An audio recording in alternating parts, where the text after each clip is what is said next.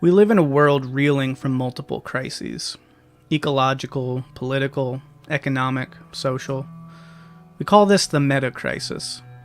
But there's another one, what John Vervaeke has dubbed the meaning crisis, which I believe undergirds them all, providing this meta-crisis its fuel and its inertia.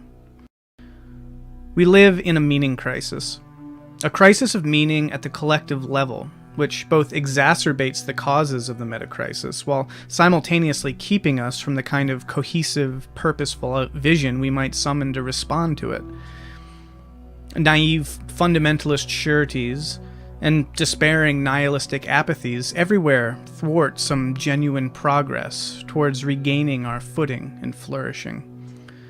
Both are direct consequences of the meaning crisis, representing either a reactionary retreat into the secure domain of traditionalism, or the unmoored fall into the abyss of postmodern relativism. Each, in their way, only adds fuel to the fire of a burning world. It's my conviction, then, that to solve the meta-crisis, we must first solve the meaning crisis. We must get ourselves right with purpose, if we're to survive an Anthropocene era. To use the language of systems analysis, we must find the leverage points for systems-level change. In a complex socio-political system, such an Archimedean point is to be found, I believe, in people's beliefs, their psychic orientations to reality, their foundational philosophies and unspoken axioms about the world. An intervention at this fundamental level for individuals can have vast cascading effects on the larger system they inhabit. Thus, if we are to, as the metamodernists winkingly say, save the world, we will need to articulate a form of meaning that works again. We will need efficacious meaning to spread virally, mimetically propagating an organic bottom-up renewal. But, to do this, we must first reconstruct meaning after it's been so precipitously deconstructed. As it happens, this is the project I've been engaged in for the better part of a decade now. I had no choice. For me, it was personal. The meaning crisis is a cultural crisis. In fact, a civilization crisis. And yet, if it doesn't sound too strange to say, it's also something I've experienced directly. What I mean is this: collectively, our current societal confusion has come about as the result of the breakdown of effective meaning-making in both of the principal cultural codes we've historically used to make sense of the world. First, traditional religion succumbed to modernity's rationalism and empiricism. But then, the promised progress myth of modernity faltered, showing itself in need of radical revision. For me, this progressive disillusionment occurred at the individual level, within my own biography.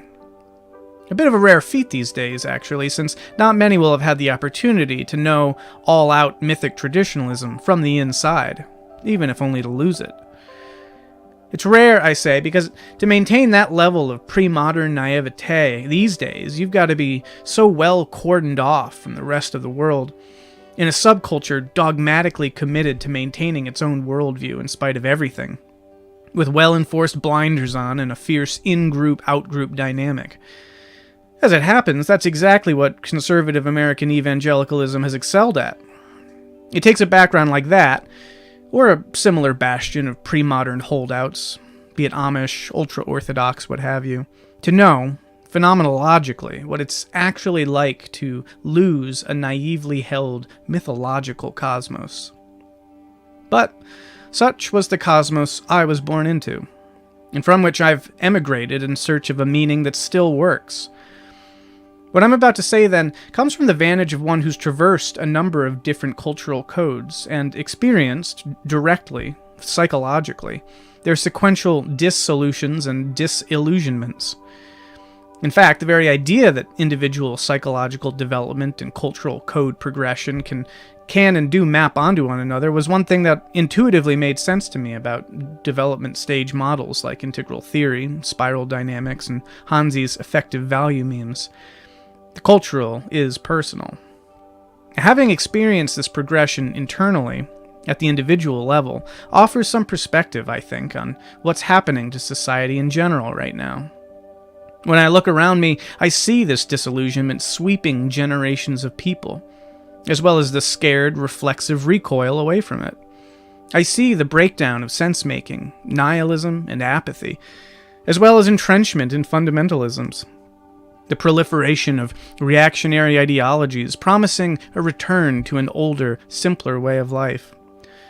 And head-in-the-sand New Age woo boasting its own sort of naivete. In short, I see the same meaning crisis underway, but now writ large, and playing out at the cultural scale. A meaning crisis, in fact, only now reaching its apogee after unfolding over the course of centuries. And so I wondered, could the path that I found for personally getting myself out of vertigo and nihilism, beyond the temptations of reactionary solutions, and to a place of constructive spirituality, be of use to the culture more broadly? For meaning is necessary, absolutely necessary, for human beings. If individuals lose a sense of meaning, the society they comprise will likewise unravel. This is, I believe, precisely what is happening. The death of God, long ago pronounced by Nietzsche, is finally being realized by the rest of us. The shadow of God has finally dimmed, and everywhere people are waking up to a world they don't know how to live in, how to make sense of, how to make meaningful. As an increasingly complex world has occasioned the collapse of both traditional religion and modernity, what Jamie Wheel calls Meaning 1.0 and 2.0, respectively, it's absolutely vital that we get to reconstructing a new working spiritual framework for human society, what Wheel calls Meaning 3.0, and what I'm thinking of is Metamodern spirituality. Broadly speaking, that's the goal. To achieve it, we'll need to answer a dauntingly difficult question. How do we preserve that pure, immediate, inspirational, and motivational sense of meaning that humans once found through traditional mythology, without losing or otherwise abandoning the gains of critical, reflective thought, provided so well by modern and postmodern interrogation? This seems to me to be of the utmost importance, because getting this equation wrong has occasioned so much of the sense-making and meaning-making breakdown we see proliferating all around us, and which continues to threaten the very continuance of human civilization on this planet. By getting it right, however, it's possible, I think, to reclaim a sense of meaning that works in this prehistoric hardware, while maintaining the kind of complexity of thought and awareness we'll need to navigate an increasingly complex future.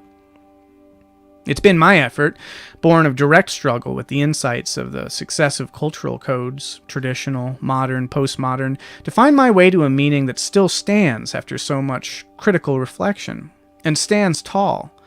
To find a meaning as psychologically fulfilling as traditionalist mythology, as accurate and dependable as modern science, and as social contextually aware as postmodern critique. Such a paradigm strikes me as the natural end of a distinctly metamodern spirituality, a framework for exploring our ultimate concerns as humans in a new religious imaginary at home in the 21st century. To get there, though, requires making some hard-won developmental gains, at both the individual and collective levels. It requires authentically learning and integrating the key insights of the various cultural codes, and navigating their successive layers towards a broader, more holistic vision. Such development, however, is inherently difficult, because to do so means intentionally pursuing and embracing a direct assault on whatever your current paradigm is. It means willfully subjecting your most cherished preconceptions and existential axioms to a thoroughgoing scrutiny. It means a voluntary sacrifice of your sacred cows on the altar of personal growth. It means coming to recognize the degree to which what you take to be absolute is actually only partial, and what you thought was ultimate reality was actually an illusion. And one of the reasons I think this has been so hard to achieve in the domain of spirituality, and that's why religion and spirituality have remained so regressive for so long, is because the process of disillusionment required for such growth is not itself recognized as a spiritual practice. To the traditionalist, to become disillusioned is to lose the faith, to backslide, to turn apostate, become an unbeliever. It's perceived as the very negation of religion, not its salutary path or development towards a higher stage. Those pushing the disillusionment narratives from the other side seem only too eager to confirm this fear.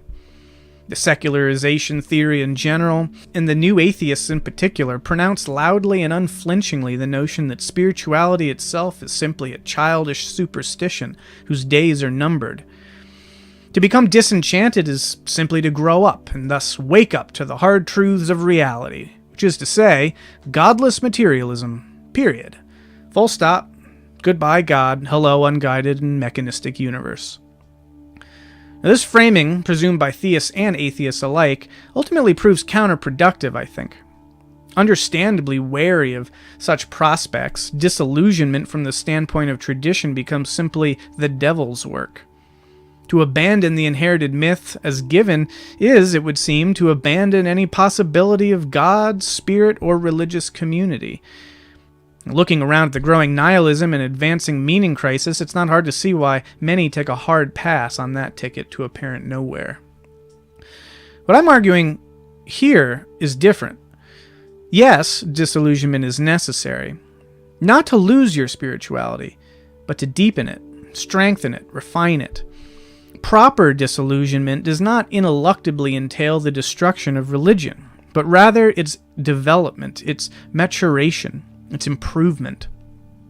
If traditionalists could hear this and believe it, perhaps more would embark on the difficult but deeply rewarding spiritual path out of naive literalism, confident in knowing that it is not to destroy your God that I say these things, but to better reveal God, to remove some of the veils that we may better know spirit, less as we have imposed upon it and more as it is, or might be.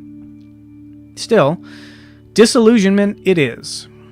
To advance in our understanding of God and spirituality, we will first need to destroy some idols, especially what Jean-Luc Marion calls conceptual idols. As our civilization has progressed through the various cultural codes, people all over have had to endure the disillusionments that occur between codes, between worlds. Because this process doesn't happen uniformly, it's important to appreciate that multiple cultural codes will be coexisting simultaneously within society at any given time. Perhaps you personally resonate with the talk of metamodernity you've been hearing and feel it matches your own cultural sensibility. You still probably know many people you consider postmodern, a good number of modern, and maybe not a few traditionalists. All are out there, right now. So let's start with the traditionalists. The religious world I inhabited as a child and adolescent was, for good and ill, richly enchanted. You talked to God, and He listened. Many even said He spoke to them directly. God was the purpose and end of everything, the creator of the world, and the one who would bring about its end and healing transformation. Now, not everyone believed in God. In fact, most of the world had apparently missed that boat. People were generally fallen and given over to evil, misled by the devil himself and his legions of demonic forces, in a millennia-old struggle with celestial powers. Some people were so lost, in fact, that they'd actually become possessed by demons themselves. The best protection against all of that was to know and cherish God's unique revelation, which He had spoken directly to human beings in the past, who then wrote it all down. The Bible contained it all, and in it one could find the clear answers to all of life's challenges, since every last word of it was inspired and without error, written down with pristine accuracy by Moses himself, or by inspired prophets like Isaiah and Daniel, who were so touched by God, in fact, they had even been able to intuit the future. As for the stories about Jesus, they were written down by eyewitnesses, making first-rate historical accounts of the most amazing events to ever transpire on earth.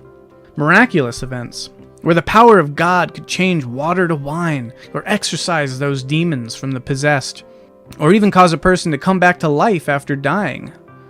True, things like that didn't happen much anymore, which could be cause for doubt. But that was why we needed faith, and to hold fast to it no matter what. To not let the devil tempt you away from the truth and lead you to disbelief, because if you became an unbeliever and died that way, you'd go to hell, where you'd burn in torment for all of eternity for turning your back on the one true Savior. Amen. I literally believed that. I believed it. Literally. I believed it so strongly, in fact, and took to heart so intensely the existential import of it all that I was ready to devote my entire productive life to it. If the Bible contained the ultimate truth, I wanted to know that thing in and out and upside down. Who was Hezekiah, Josiah, Zephaniah? What was their world like? What were their enigmatic texts about? What did it all mean? So I started studying it. I spent years learning Greek and Hebrew, and threw myself into the field of biblical studies with a fervent interest to learn the history and context of it all in the greatest depth. As I said, though, this personal story of mine is actually just a miniature version of a much bigger tale, the story of Western culture itself. I was just late to the game, an oblivious traditionalist holdout in what had long already become a very modern world. A bit like Brendan Fraser's character, actually, from that 90s movie, Blast from the Past. I wasn't the first person to turn my zealous interest to studying the Bible.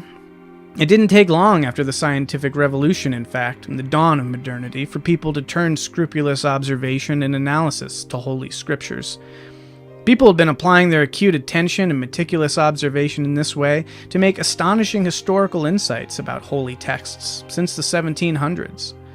Gradually, they noted inconsistencies, leading to the recognition of different source materials, leading to entirely new theories about authorship and compositional history than those of tradition. With fastidious skill and argumentation, they could eventually prove that texts were written far later than originally thought, that the authors weren't the people they were claiming to be, that different sources told different tales, that different narratives contradicted one another in glaring ways, and none of them were written by eyewitnesses. They showed, for instance, that the biblical texts weren't so unique after all. There were countless other gospels and apocalypses that most people just never heard of simply because they weren't canonized. They could trace the invention and evolution of what had been presumed to be the timeless theological absolutes, the character and nature of God, and even the existence of the devil himself. By the 1800s, the story one walked away with was messy, historical, evolutionary, imprecise, and imperfect, and a million miles from the neat, tidy truth of the fundamentalism I'd known. That old story was, from this new vantage of knowledge, actually absurdly naive, quaint, and mythological. From the standpoint of modernity, the traditional appears like so much silly superstition and fairy tales. The modern is disillusioned of tradition's illusions.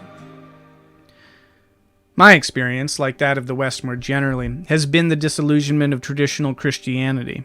But what I'm saying here applies just as well to any of the other traditional religions. Jesus didn't turn water into wine, but neither did the Buddha leap out of his mother's womb and proclaim he would achieve enlightenment.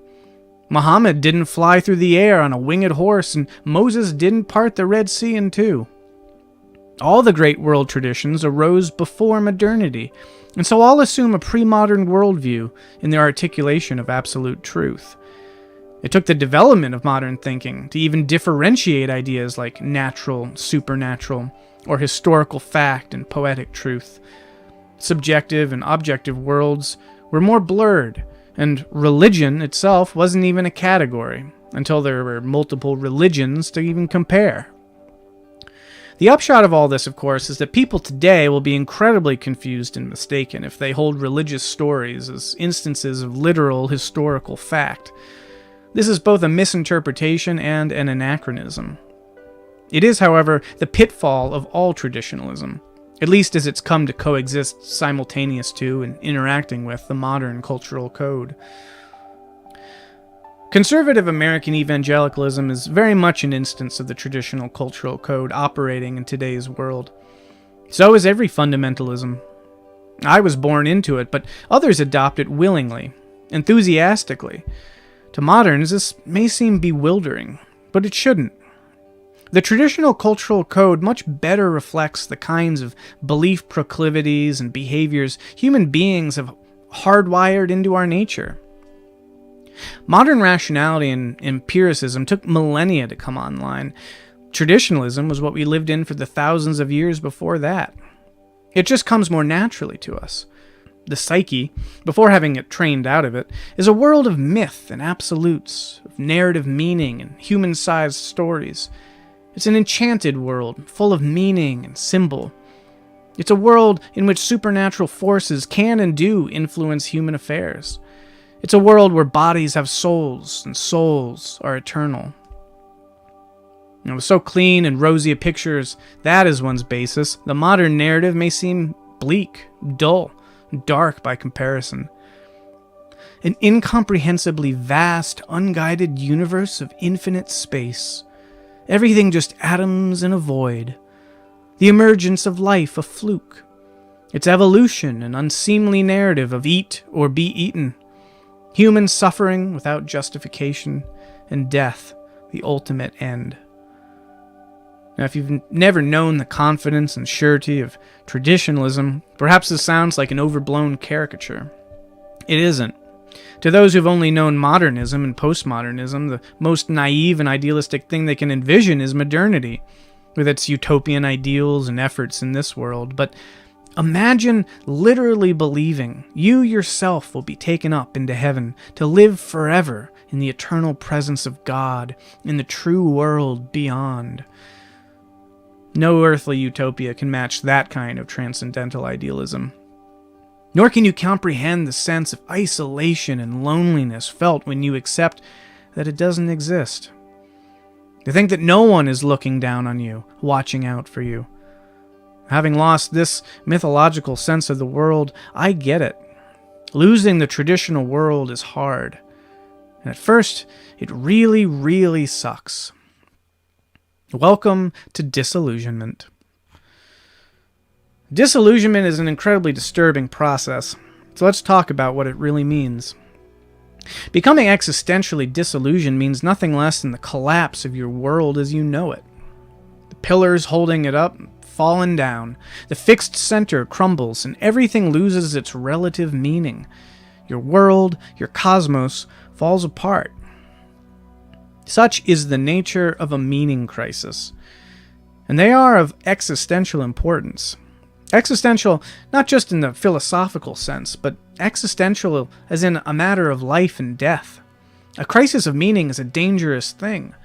A religious world is like a bubble containing your oxygen on an inhospitable planet. If the bubble bursts, you're naked before the elements.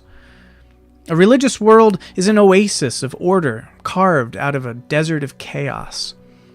A life lived outside of meaning is a fragile and precarious one. This, it seems, is a universal human trait. The affliction of meaninglessness or the breakdown of one's meaning-giving framework has always been made by the mind a matter of life and death. Today, for instance, we are seeing record levels of suicide in the developed world as more and more people enter a disillusioned modern world and find it inhospitable to their tradition-shaped psyche. Scores of people, it turns out, would rather not exist at all than live in an existential malaise, in a nihilistic void. And the same psychological principles are at work today in all of us. We all have the same prehistoric hardware. So when your meaning breaks down, your basis of value crumbles. Without values, you can have no motivation, no drive to act, and no ability to do one thing versus another. You become paralyzed, apathetic. Everything is pointless. You have, in short, a meaning crisis. Who cares if the world burns? Who cares if the environment goes to shit or people in your town are living in poverty? Why care about anything? Caring is for suckers. Meaning, value, all an illusion. That's what happens when you lose your central pillar. You've lost your sense of the absolute, and now things exist in radical relativity to one another. You can see now that what you thought was absolute reality was in fact but a contingent world. In this way, you gain a vantage on your old world, as if looking down on it from above. Your world has been relativized, and the experience then is one of vertigo, a vertigo of nihilism. You're swimming in the unordered realm, the unexplored territory of chaos, without a center, and thus without a basis of value. All that you knew to be valued you now recognize as partial and parochial. Now, hard as it may seem, though, this is the path of spiritual growth. To see more of the truth, we must first clear the slate of preconceptions, of misconceptions. To find God, one must first lose God. And this feels like despair, like falling into the abyss and losing everything of value. But take heart, all isn't lost. And by the end, you'll have gained more than what you parted with. What comes back will be refined and more purified of illusion, because what you lost was never going to serve you anyway. It never really had. During your deconstruction, though, it's best not to think of such things at all, but simply to follow the process where it leads you. You can't skip the dark night, or you'll also skip the dawn. You must simply do your best to integrate in all earnestness the truths you find in the course of your disillusionment. These need to solidify before anything else. As I say, such is the path of spiritual growth. However, this is also the path between the cultural codes. Modernity and postmodernity each offer their own forms of disillusionment and insight. With each break, we lose the surety of the past. But if we can survive the interim chaos, we can land on higher ground with better vantage to take in more of reality. Any metamodern spirituality worth its salt must take the lessons of modernity and postmodernity to heart before attempting to move beyond them. Religion arose in the traditional world, in the traditional cultural code. The world, however, has changed. Religion will need an update if it's to survive, and we need it to survive. As the meaning crisis has shown us, something like religion and spirituality must persist if we, as a species, are to survive. The question we must answer then is, as I said at the outset, how do we preserve that pure, immediate, inspirational, and motivational sense of meaning that humans once found through traditional mythology, without losing or otherwise abandoning the gains of critical, reflective thought provided so well by modern and postmodern interrogation? Like Aeneas loading up his hearth gods and sailing off into the uncharted waters, we'll need to salvage meaning from the rubble of the traditional world and learn to inhabit some different island worlds before we can find our destination and build anew. So let's get disillusioned, shall we? The realizations and insights of modernity are real and powerful. Reason and evidence are formidable tools for drawing closer to ultimate reality and avoiding a dysfunctional relationship to the world.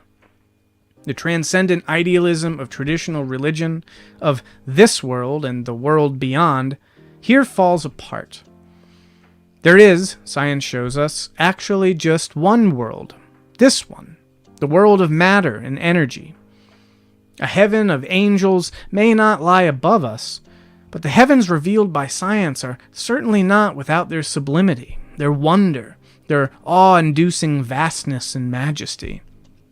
True, we looked and saw no heavenly Father in our telescope, but we did see light years of space-time exploding with diaphanous shades and colors and supernova splendor. We lost the geocentric crystal spheres with their governing angels, but gained a sprawling supercluster within a filamental web of galaxies spanning out to the edge of space and back to the dawn of time. We lost our craftsman deity in the garden, shaping a first man out of dirt, but gained a connection with all life, a web of continual metamorphosis, from tree to tortoise to toenail, connected, tapestried together through eons of molecular gizmos weaving strands of helical code, tying us back to the plucky bacterium and Pangea. We lost an anthropomorphic creator god, making animals like a potter, but gained an all-pervasive, incomprehensibly complex co-creating force, shaping matter through iteration and incident into higher complex forms through epochs of ages, weaving life out of matter and sentience out of life, to the point that brains take stock of their own being and stand in awe of the billions of unfolding moments leading to this moment's fathoming. We lost miracles, yes, but gained all of existence as a miracle. There may be no walking on water or turning it to wine, but we can marvel at its chemical structure, how it sustains life, how its latent geometry produces crystalline stars of bewildering beauty, all different, how it falls from the sky to irrigate vegetation and rises again through evaporation in a cyclical dance that ties the continents together. These things are not the fine-tuned plan of an intelligent designer, no, but the emergent patterns and evolved symbiotic puzzle of innumerable variables co-adapting through eons of interaction and interest. This is a miracle. Existence itself, boring old mundane reality, is miraculous. It is so by the laws that govern its self-organizing, not in their breaking. Through modernity, we lost a small story. We gained an even bigger one. Through modernity, we lost certainty, but gained a deeper appreciation for the mystery of the universe. We lost the other world, but gained a new appreciation for this one, the world that holds all our inner worlds and always has. This planet isn't something to escape from come some final trumpet, a thing we can trash until a new earth descends out of heaven, return to Edenic purity by divine magic. No, this earth, this one is our only earth, and we are the only ones that can and must transform it into Eden, if ever. So long as we ignore what must be done here and now by us in favor of future salvation to some far-off shore, we'll fail to meet the challenges that press upon the world today. Seeking salvation, we damn the earth. We must grow up and reattune ourselves to where we live. We must regain a sense of earth, this world, as precious. Science is not the enemy of religion, but the revealer of a greater reality which our religion had been too small and too limited to consider. That doesn't sound so bad, does it? Well, don't get too comfortable just yet. There's a bit more deconstructing we have to do first. Modernity taught us a lot, but it too was only partial. It, too, had its blind spots and excesses, and so, in like manner, the realizations and insights of postmodernity have also been real and powerful. Learning to contextualize truth claims and become aware of your own blind spots is vital to wisdom. Not mistaking the partial for the absolute is necessary for true worship. To worship what's contingent as the absolute is idolatry. In seeking the absolute, then, you must first relativize everything. God is not a bearded white man. The very presumptions in such a representation are damaging to the very concept of God. I say it again, God is not a bearded white man. God is not bearded, nor white, nor man. To think these ideas are significant somehow to the concept of God is to reveal the degree to which you are confusing the contingent with the absolute. And yet, the so-called God of the philosophers, the causa sui, being itself, neither are these the absolute. Nor should we so hubristically presume that the discoveries of science provide us with the absolute final word. Dogma comes in many shapes, but the zeal to defend it, either as inspired word or consensus model, reveals a prideful disregard for what may lie outside our ken, and the possibility that we may indeed still have so many blind spots yet to discover. The apophatic mystics were, you could say, the first true postmodernists, but they were even more radical. For them, everything was contingent, theologically speaking. Not even conceptions like ultimate being, truth, goodness, or love could properly language the finally mysterious absolute. Thus, the only way to speak in anything close to accuracy about God is through negation. God is not mortal. God is not limited. And yes, to say it once more, God is not a bearded white man. To speak negatively about God is thus more true than to speak positively about God. It's no accident, then, that the apophatic mysticism has seen a resurgence of interest in postmodern theology. Try this one on for size. God is not existent. God does not exist. Sound like atheism? Actually, that's just theology speaking accurately for once. If God is above being, beyond being, of course God doesn't exist. God does not exist. Finally something pious theists and critical atheists can both agree on. Indeed, perhaps they always have, albeit by their own logics. Language was what confused them. And look at that, the linguistic turn. Language, forever incapable of truly expressing the signified. Correct, postmoderns, take it to heart. God is ineffable. Words fail. And so, as Wittgenstein intuited, whereof one cannot speak, thereof one must be silent. The Tao you can speak is not the eternal Tao. Postmodern insight returns to us as ancient wisdom. What then is God? This God we talk about, this God we hold in our heads as a term for an idea we can't possibly wrap our heads around? You guessed it, a social construct. Say it with me. My conception of God is a social construct. Now we're getting somewhere. These are some of the insights of modernity and postmodernity. And they're crucial, important, and valid. Whatever metamodern spirituality is, then, it must embrace these insights, not run from them. That being said, modernity and postmodernity are not without their failures. Their wrong turns, successes, and cul-de-sacs. If they weren't, there'd be no need to develop any further. The nature of growth, be it spiritual or cultural, is to take the good from what the world presents us and leave the bad. As the integralists say, transcend and include. Modernity fails, just like traditionalism, in taking the limited and the parochial for the absolute and universal. We needed the critique of the postmoderns to show that what moderns so often took to be objective and universal were actually prejudiced and privileged. Reason, it turned out, actually can't explain everything. In fact, cold logic can just as equally be applied to liberal emancipation as to perfecting the gas chambers. Knowledge is not the same as wisdom. The how simply doesn't answer the why, and the why is the heart of spirituality.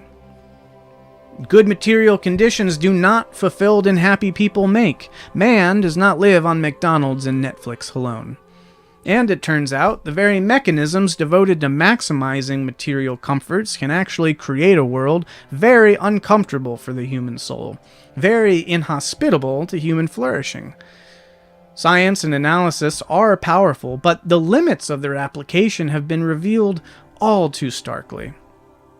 It gives us the wonder material called plastic, but clogs the ocean with it. Gives us the miracle of the combustion engine, but disrupts the climate with it. Provides us with steam engines and trains which roll their way to Auschwitz, to the iron cage.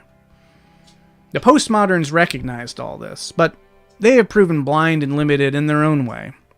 In castigating science and rationalism for its failures, they made an absolute of relativity, contingency, context. Universals be damned. They were deemed too dangerous, too oppressive. As a result, any sense of the whole was exploded into fragments. There is no reality, only perspectives. There is no truth, only narratives of truth vying for power. There is no totality, only incommensurable language games. In short, there is only disillusionment. Endless critique, no constructive responses, endless takedowns, over-analysis, problematizing, laying bare, canceling. Good luck living in that. Man does not live on skepticism alone either. Humans need things they can affirm, values they can live by, models they can live up to. They need myths, however false, narratives, however potentially limiting, gods, however idolatrous. Even the silence of apophaticism can prove too little to worship or pray to. Our constraints are both our limits and the conditions by which we live. It is not enough to blindly accept them, nor is it enough to always be tearing them down. Indeed, what we seek is growth, development. Life is about illusions, disillusionment, and forging anew. Perhaps, even as Nietzsche appreciated, forging new and better illusions. Life is about construction, deconstruction, and then, as the Metamodernists appreciate, reconstruction. Life is about the spiritual path, which is neither narrow certainty nor cynical nihilism, but evolution, adaptation, maturation, and a goal. So, where does all this leave us? The traditionalists say, reality is spiritual, life is meaningful, the world is enchanted and full of miracles. The moderns say, the spiritual is material, scriptures are not history. Trust experience, not authority. The universe is billions of years old, vast and complex beyond our reckoning. The postmoderns say, God is a social construct. Language is limited to express anything. Even experience has its blind spots. Everything you say is culturally situated and fails to express absolute truth. The metamoderns say, Amen. Amen. All of it is true. Reality is spiritual, life is meaningful, the world is enchanted and full of miracles. The spiritual is material, scriptures aren't history, trust experience, not authority, etc., etc. Amen. These ideas are inclusively reinforcing, not exclusively negating. Yes, each new cultural code shifts our understanding of the previous one in ways that make it no longer tenable in certain aspects. But when properly integrated, it does not simply annul the previous code. Rather, it complexifies, nuances, and deepens its core insights, while challenging, refining, and filtering its weaknesses. Modernity is not the end of spirituality, nor does postmodernity spell its radical undermining. Taking the best from both and eschewing the worst, human spirituality is changed, but strengthened. If we can embrace this idea and throw ourselves into exploring its implications, we will be in a position to take the next step in spirituality's development, fashioning a metamodern spirituality that can and must change the world for the better. What does that look like? Well, here's where the rubber meets the road. Here's where things get interesting. After so much deconstruction of traditional religion, we are finally in a place to start putting things back together. After deconstruction, say the metamodernists, comes reconstruction. And so a metamodern spirituality must indeed approach the task of reconstructing religion. It must build something new, and what it builds must be an efficacious, meaningful narrative to meet the urgent demands of the meaning crisis. What might this be? What if it is the co-creation of religion itself? What if people found purpose in the collective endeavor to better imagine spirituality for the world? To salvage God from tradition's limits and give expression to the sacred in new ways that work? What if the new mythology we need is a myth of God's coming into being, of God's becoming, God's metamorphosis, God's rebirth? For the old God is dead. But what new God is possible? What God is waiting to be born by us, through us, by means of us? A life spent in the service of rendering divinity into reality? What more purposeful task could one hope for?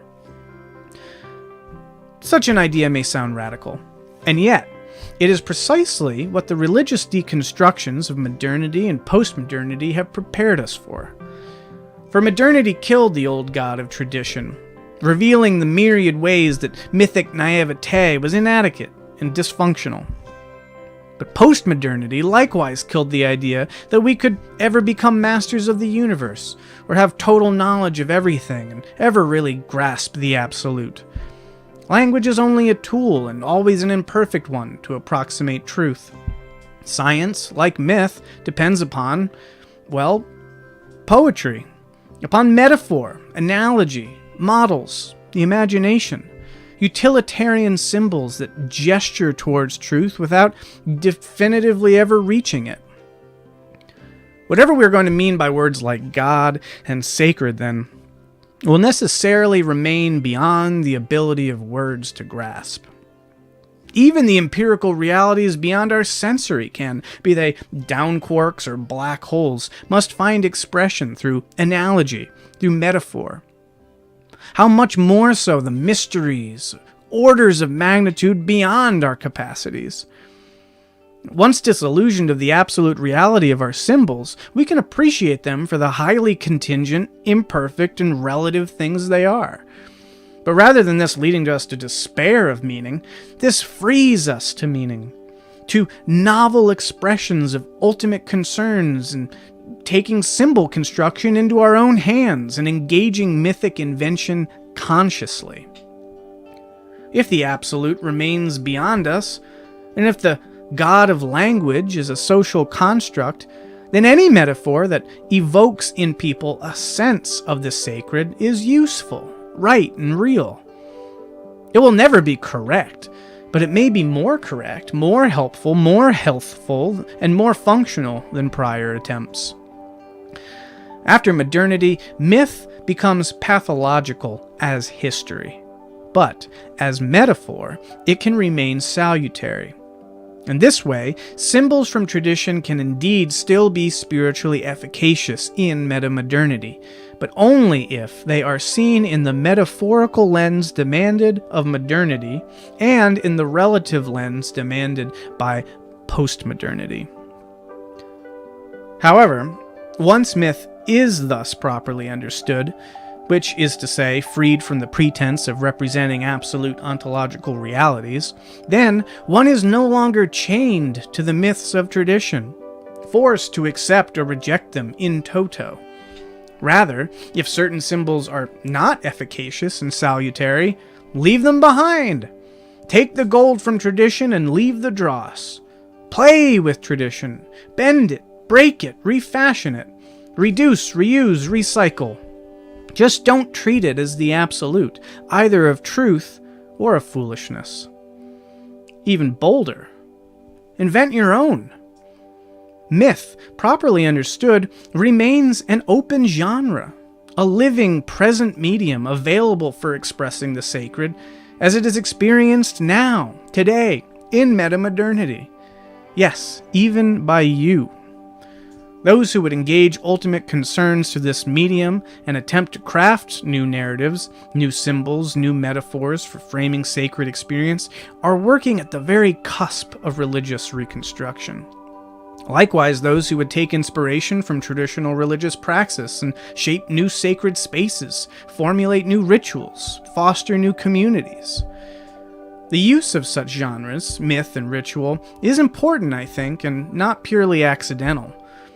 Traditional religion succeeded admirably at telling meaningful stories that helped us orient ourselves and bind together in effective communities. Those stories spoke to the deepest yearnings and aspirations of the human psyche. Today, we refer to these as myths, and the grammar of myth remains one of the most powerful tools in the world. Myth is, you could say, a kind of psychotechnology, one that uses metaphorical language to shape narratives that speak to human beings in profoundly psychologically fulfilling ways. Now, modernity eschewed this technology for that of the discursive essay and procedural experiment, postmodernity for critical interrogation and deconstruction. All have their merits, but myth is still possible, indeed, urgently needed, provided it is properly approached. In some ways, one might imagine modernity as a moment when the meaning-making process of religion bifurcated into two different fields, science and poetry. Metamodern religious reconstruction would seek to reunite these again in meaningful ways, such that the narratives that orient us to reality are told once more in the language of the heart and of the psyche. Religious reconstruction done in this way, I believe, preserves that pure, immediate, inspirational, and motivational sense of meaning that humans once found through traditional mythology, without losing or otherwise abandoning the gains of critical reflective thought provided so well by modern and postmodern interrogation. Indeed, metamodern myths would be born out of modern and postmodern critique and reflection, but the form they would take would be akin to traditional mythology. Today, we need not only myth, but very specific myths. We need a myth that tells us the earth is sacred, and not something to be trashed. We need a myth that life is precious and meaningful. We need a myth that places the profound advances in cosmology, physics, and biology into a poetic and psychologically fulfilling narrative. We need metamodern mythmakers, poets of the sacred. But, like poetry, the effort of such reconstructionists will necessarily be individual and decentralized. We don't need another capital C church propagating a new organizing dogma for everyone to adopt by coercion. What we need is organic creativity and highly personal expressions of the divine. The religion of tomorrow is not another closed canon, closed-minded set of beliefs either imposed, adopted, or rejected. The religion of tomorrow is open source, co-created, and personally developed. And as more and more creatives recognize the significance of such a task, more and more myths will spread among us, providing people material they can adopt or adapt as they see fit, as fits their psychic needs. In this religion of tomorrow, not everyone needs to be a creative mythmaker per se. Just as in our current digital world, not everyone is necessarily creating memes or recording podcasts. Artists create for themselves, but also for the world. So too the mythopoets to come. What gets created can become a mythological commons, open to inspire meaning in others, and fair use for development and adaptation. For either by transformation, adaptation, invention, or propagation, we can all be co-creating the sacred. The world I noted above is in no way uniformly operating at one particular cultural code. Cultural and personal development is an uneven process, and society will continue to be widely populated by people using different epistemes, different stages, different affective value memes, etc. What if, I wonder, there were metamodern myths put into the world that could speak to people at all these stages? Myths that speak in the mythic traditional mode through the mythic modality, and yet, because they stem ultimately from a metamodern cultural code, also operate effectively in a rationalized modern mode as well as a deconstructed postmodern mode. That is, what if we had polyvalent myths, trans-culturally coded myths? Myths that could reach and speak to millions of people regardless of stage or code.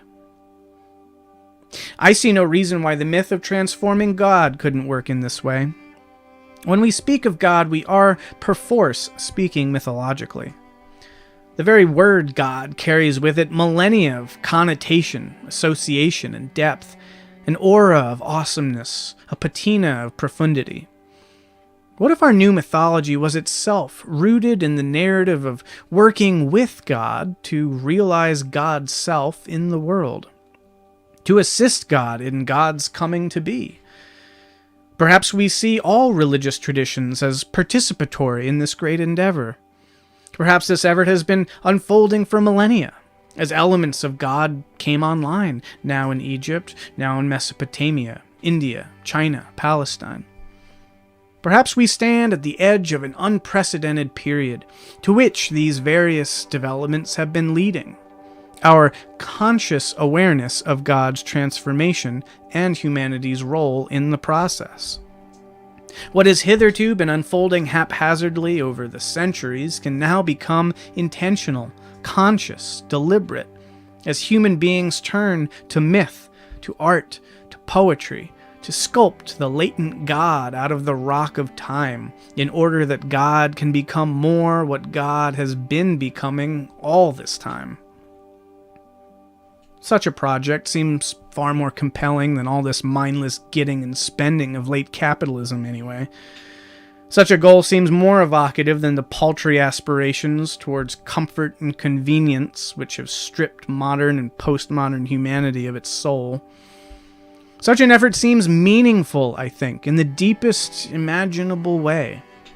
And, if for some this meaning is engaged mythologically, for others it might be engaged more naturalistically, as the perennial effort to draw closer to ultimate reality and to a more just and beautiful society. The gods of human endeavor that we are always straining to approach, but never finally realizing.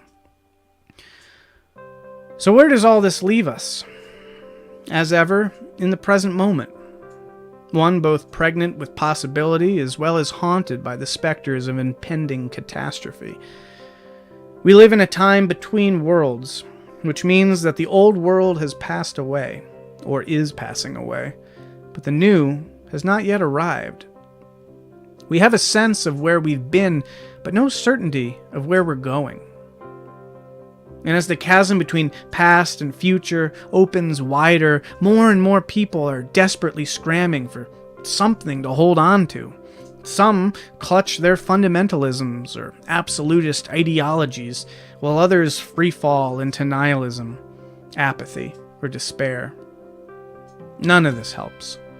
What we need is genuine, efficacious meaning, up to date with reality, functional, aspirational, bottom-up, and broadly applicable.